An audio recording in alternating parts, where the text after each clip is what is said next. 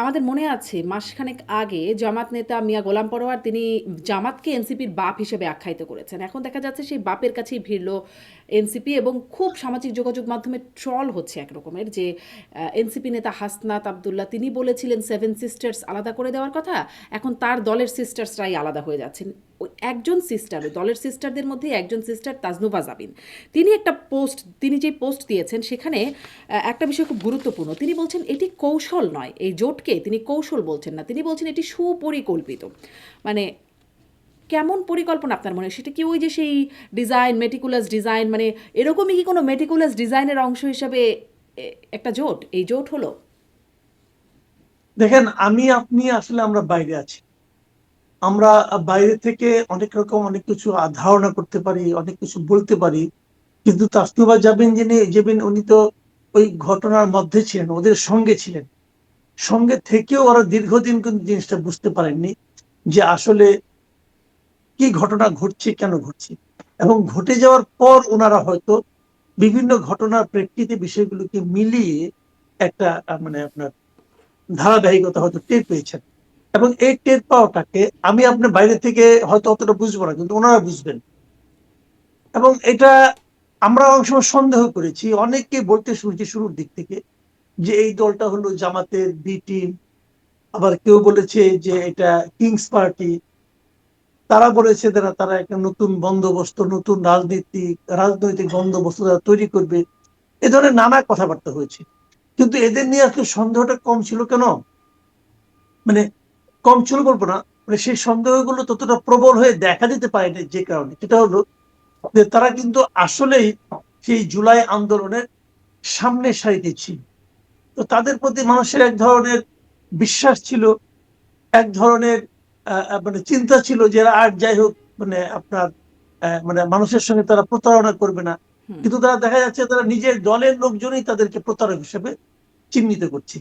এবং দেখেন, আপনি তাস্তফা জামিল কিন্তু আরেকটা বলেছেন, খুব ইন্টারেস্টিং কথা, যে পুরো বিষয়টাকে এরা ঠেলতে ঠেলতে এমন একটা জায়গায় নিয়ে এসেছে যে যার পর তারা যারা নাকি প্রতিবাদ করছে, যারা নাকি স্বতন্ত্র নির্বাচন করতে চাচ্ছে, তারা সেটাও পারছে না। স্বতন্ত্র নির্বাচন করার সুযোগটা তারা নষ্ট করে দিয়েছে। কারণ মানে আপনার আজকে ছিল শেষ দিন। তো একদিনে তো স্বতন্ত্র নির্বাচন করতে গেলে মোট ভোটারের 1% ভোটারের স্বাক্ষর লাগে। তো এটা কঠিন কাজ। তো এটাও তারা কিন্তু সন্দেহ করছে। এবং অনেক কিছু আমরা দেখলাম এর মধ্যে, যে এর মধ্যে আপনার কি আসিফ আসিফ মাহমুদ মাহমুদ। সজীব ভুইয়া, সে দেখলাম যে আজকে আবার ওই দলে জয়েন করলো। এতদিন কিন্তু জয়েন করেনি। এতদিন সে বলে এসেছে সে ঢাকা 10 থেকে নির্বাচন করবে, এবার সেটাও সে করছে না। তো এগুলো অনেক কিছু ঘটনা আছে যেগুলো দেখে ঠিক বোঝা যাচ্ছে না এই দলটা আসলে কি দল হিসেবে গড়ে উঠতে কখনো চেয়েছিল কিনা। আমার কাছে এখন তো মনে হচ্ছে তারা দল হতেই চায়নি। তারা বরঞ্চ ওই একটা মানে দীর্ঘমেয়াদী একটা পরিকল্পনার অংশ হিসাবে এতদিন দলের মতো অভিনয় করে গেছে। তো দেখা যাক কি হয়। তারা এখনো তো তারা দলে আছে। তারা বলছে তারা একটা জোটে গিয়েছে, তারা তো জামাতের সঙ্গে যায় নাকি, জোটে গিয়েছে। জোটে যাওয়া, জামাতের সঙ্গে যাওয়া অনেকে সমর্থক ভাবছেন। হুম। এই যে মানে কৌশল বা তারা যা করছেন, এটা কি আসলে এরকম যে মানে ঠিক সময়ের একটা রিয়াকশন, এই সময় করা দরকার তাই যা মানে যা সামনে আসছে যেটা যা মনে হচ্ছে তা করছেন? নাকি আসলে আপনার কাছেও মনে হয় যেটি তাজনুভা জাবিন বলছেন এটি আসলে কৌশল না, এটি পরিকল্পিত, সুপরিকল্পিত? মানে এটা কি খুব আগে থেকেই পরিকল্পনা যে এরকমটা জায়গায় এসেই ঠেকবে, এরকম মনে হচ্ছে নাকি মানে আপনার কি মনে আমার হচ্ছে? কাছে মনে হয় এটা আগে থেকে পরিকল্পনা।